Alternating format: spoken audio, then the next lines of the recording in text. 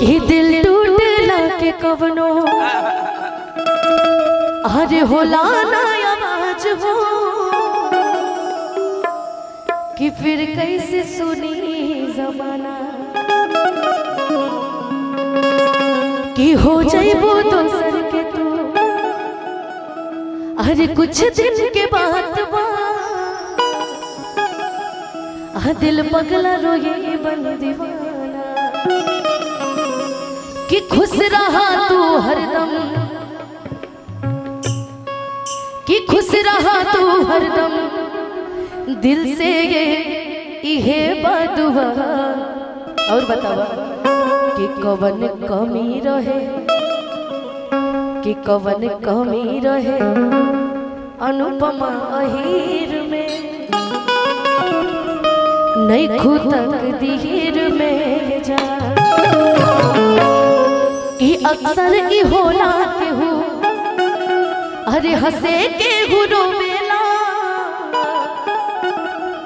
हर प्रेम के भी लीला कुछ अजीब है कि बेवफा भी कहती कैसे हर मासूम यार के दगाबाज अपने ही नसीब बा कि खुश रहा तू हरदम दिल से ये बात हुआ सास बन के बसल सास बन के बसल बाहर तू शरीर में नहीं खुद हीर में जा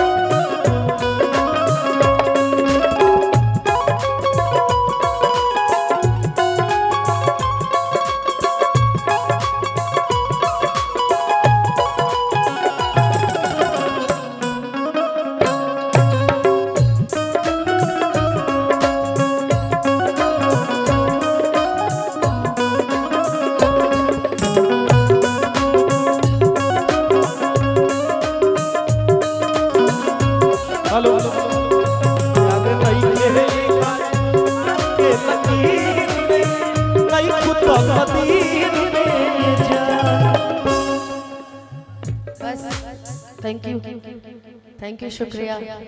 आप मुझे इतनी देर से आप मेरा साथ दे रहे हैं एक बार जोरदार ताली बजा दो कि रफ्ता रफ्ता वो मेरे क्या हस्ती का सामा हो गए और का कि जननी ना घात करी के हुआ तनो यारी में कि हम हो धराई गईनी दिल के बीमारी में कि पगली कहे जमाना पागल मतिया हो गए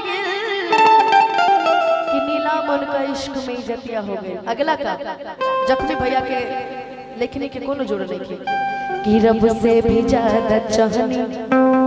हमर दोष तनबा कि काहे के प्यार कैनी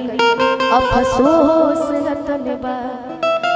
कि रब से भी ज्यादा चाहनी हमर दोष तनबा कि काहे के प्यार कैनी अफसोस तनबा कि जनवा के दुश्मन अनुपमा के हो सूरतिया हो गई कि जनवा के दुश्मन हो पगला के सूरतिया हो गई